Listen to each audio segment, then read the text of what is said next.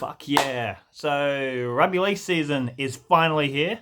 Yeah, so now you got some conversations to have with those people that you have nothing in common with, When there's an awkward silence with someone at work or on a train, you'd be like, oh, did he catch the train? Did he catch the game last night? Or how crap was that ref's call, Or they should get rid of the video ref, Endless conversations.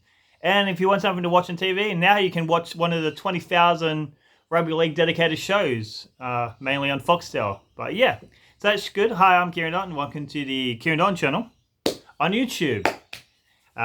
Pretty good, exciting times. I really like rugby league, especially at the beginning of the year when your team still has a chance. I've supported some crap teams over the years, and right before round one, you could win the grand final. You just don't know.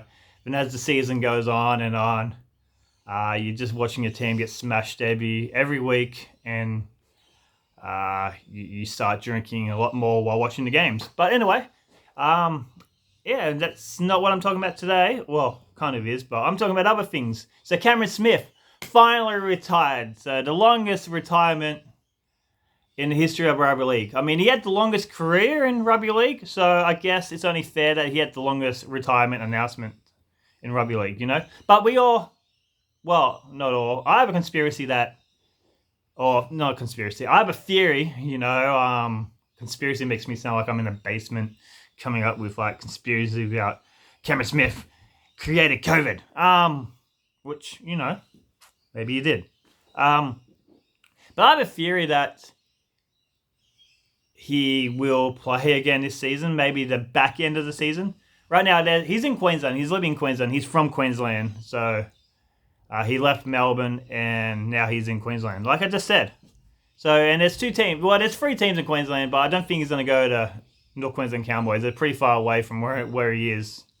And plus, Cowboys don't really need a hooker. They got other issues that they need to address. I mean, they got Reece Robson, who's a good young hooker. They got Jed Granville, who's could be good. He had a couple of bad seasons, but he could come good. And we got Ruben Cotter, who is slowly becoming a lock, but is a hooker. I mean, he played hooker in the All-Stars game. But so the two teams, the sinking ship, which is the Broncos, and a team which might actually be good this year in the Gold Coast Titans.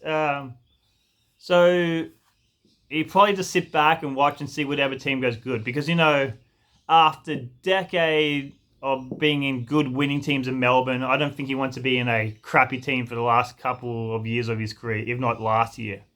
A lot of people are saying, oh, he's like Tom Brady. He's going to go to another team and win the Super Bowl. So Tom Brady left the Patriots and went to Tampa Bay. Now, Tampa Bay, though they didn't really make it to the finals, they were still an okay team. They were just missing a couple of pieces. So I guess the rugby league version of Tampa Bay would be the Titans.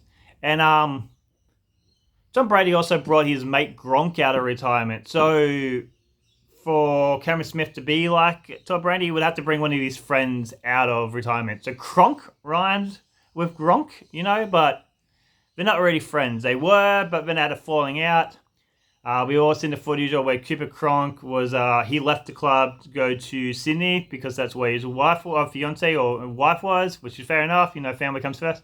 But and they reckon Smith didn't like that. We all seen the footage of when Cooper Cronk's shaking all his former teammates' hands, then Smith walks past and he just snubs him. There also is a story that Smith didn't go to Cronk's wedding. And I remember the grand final where Kronk had the bad shoulder. He couldn't pass the ball. He was just pretty much on the field, just telling players where to go. And Smith tackled him and was full pulling on his arm to hurt his shoulder. I mean, you don't really do that to mates. I mean, it's only a game after all. But yeah. So I reckon he's going to go to the Titans. I don't reckon the Titans will win the grand final with him there, so I don't think he'd be like Tom Brady. But in other Cameron Smith news, the Storm are making statues of Cameron Smith and Billy Slater, but not Cooper Cronk. And people are saying Cooper Cronk should be there. And maybe he should, But I guess statues are expensive, and the things about Smith and Slater is they played their entire career at that club. Cronk left for 2 years or something to go to the Roosters for good reasons, I guess, because he wanted to be closer to his fiance who worked in Sydney. She couldn't really move because she commentates on the A-League, so she has to kind of be in Sydney for that because that's where they're based. But yeah, South Sydney with Aaron Reynolds, the premiership winning halfback. There is talks that they won't give him the contract that he wants, a 4-year $1 million deal or something, and Cronk was kind of taken out of concept. But he said his Souths are right not to give him the money. He's not really worth it. Which, I don't know, loyalty. I mean, Reynolds won you the premiership with help from other players, but he was the halfback who won the premiership in 2014.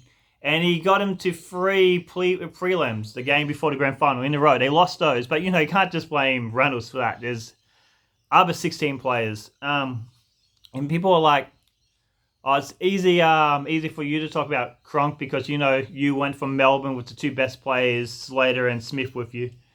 Then you went to the Roosters, which weren't a bad team. They had Tedesco." Who, Slater's probably the greatest fullback of all time, and James Tedesco would be on the top 10 list somewhere. Maybe even further up, maybe like 6, maybe 5, but maybe not 5, but of all time. Anyway, yeah, so like, it's hard for you, I don't know, it's hard for Cronk to say people aren't good when you're coming from a player who's always been surrounded by good people. Does that make sense? I don't know. No one watches this video anyway. In other news, Sonny Bill Williams retired. Yeah. Like, I don't know, something about him where he's another player who just goes sport to sport, but he always goes to the good team. Like he left the Bulldogs literally in the middle of the night, got a plane and went to rugby union. Then he played rugby union in New Zealand. Then he came and played for the All Blacks. Then he came back to rugby league. But he didn't go back to the Bulldogs who he screwed over. He didn't go to West Tigers, one of the bottom teams. No, he went to the Roosters, a team which had a pretty good chance of winning the grand final, which they did. And then he went away. Then he came back again and went back to the Roosters thinking he would win another grand final, but they didn't. And there's something about him. There's must be in every commentator's contract to talk Sonny Bill up, even though he did the most dog act ever, walking out on his teammates in the middle of the night.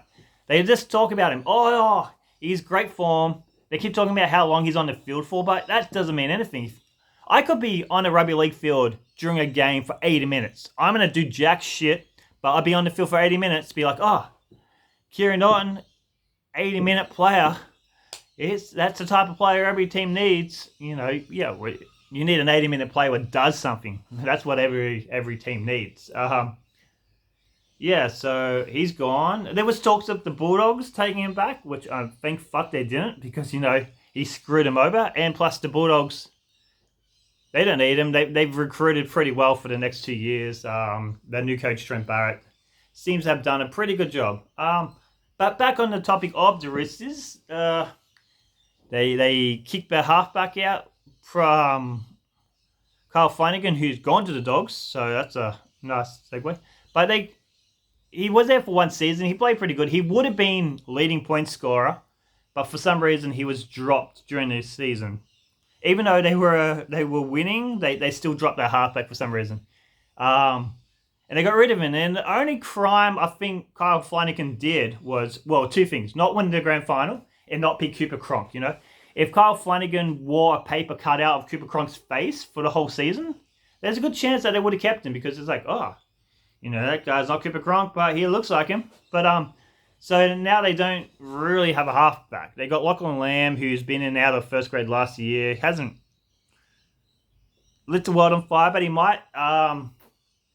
They got Sam Walker, son of Ben Walker, who's meant to be the next big thing. And they got another halfback. I can't remember his name, but Rugby Union is after him. But, that doesn't mean a thing. Have you seen the Waratahs? They are shit. I'll do a video on them later. Yeah, but I think the Roosters might struggle. Yeah, without a halfback, Boyd Cordner is out for half the season because of concussion. Kiri gets a lot of concussions, so if he gets another concussion, you're gonna have to sit out for a while. I think like the Morris twins, they started off awesome, but I think they're showing their age, especially last year. Like they start the season off great, and as the season goes on, I think their age catches up to them. I think Brett Morris was actually going to retire at the end of last season, but then Josh said he would play on.